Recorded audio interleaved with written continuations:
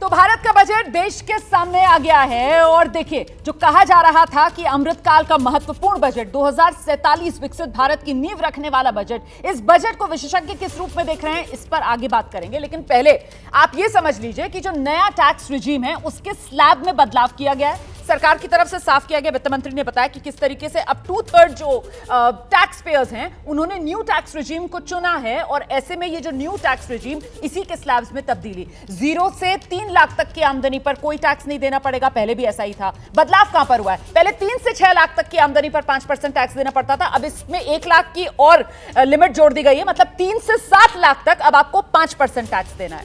फिर 7 से 10 लाख तक अगर आपकी अर्निंग है तो 10% का टैक्स, 10 से 12 लाख पर 15%, 12 से 15 लाख पर 20% और 15 लाख से ऊपर 30%। पहले भी ऐसा ही था, 15 लाख से ऊपर 30%, अभी भी वैसा ही है, 15 लाख से ऊपर 30% टैक्स स्लैब है।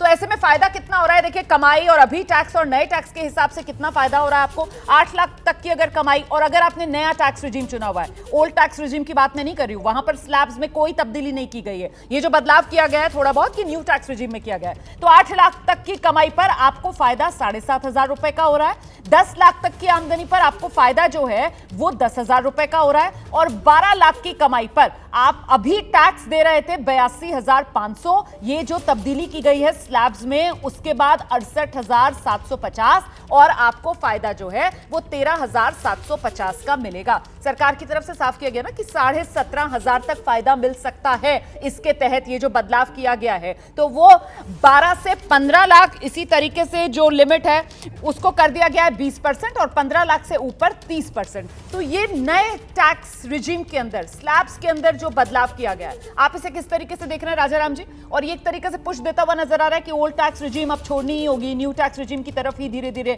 अपने आप वॉलंटरीली लोग आ जाएं। ये बड़ा निराशाजनक है कि सरकार ओल्ड टैक्स रिजीम को ग्रेजुअली हटाना चाहती है और सरकार एक कंजम्पशन बेस्ड इकोनॉमी की तरफ बढ़ना चाह रही है कि जिसमें वो बार बार ये कह रही है कि आप बचाओ मत।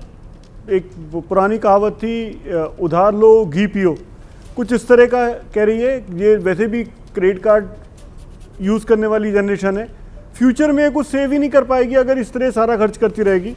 पर एक दूसरा एक्सपर्ट ये भी कहते हैं कि साहब जब बहुत ज़्यादा खर्च होगा तो उससे इकॉनमी ज़्यादा बूस्ट होगी।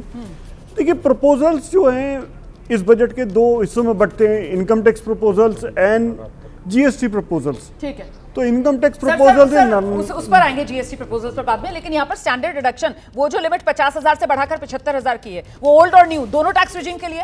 नहीं, मैं अभी उसको पढ़ रहा था। अच्छा, अभी मुझे समझने दीजिए क्योंकि फाइनेंस बिल यहाँ बैठे बैठे पढ़ रहा हूँ तो मुझे थोड़ा बहुत कुछ बिटवीन द लाइंस रीड करना होगा, बहुत कुछ इंतजार करना होगा क्योंकि बजट जो है वो कई पन्नों का है और अभी वित्त मंत्री का संबोधन, उसमें एक तरीके से उन्होंने जो हाइलाइट्स, मुख्य बातें जो हैं वो अपने संबोधन में रखी हैं। जैसे ही घड़ी का काटा दोपहर 2:30 पे आए, बबीता जी का दिल सास बहू साजिश के लिए मचल जाए। और ये है इनकी बहू, पूरे दिन ऑफिस की टेंशन हो जाए गॉन जब ये करें अपना फेवरेट शो फ्री टाइम पे ऑन। इनकी तरह आप भी देखें अपना फेवरेट शो अपने टाइम पर और डाउनलोड कीजिए एबीपी लाइव ऐप अपने स्मार्ट टीवी पर।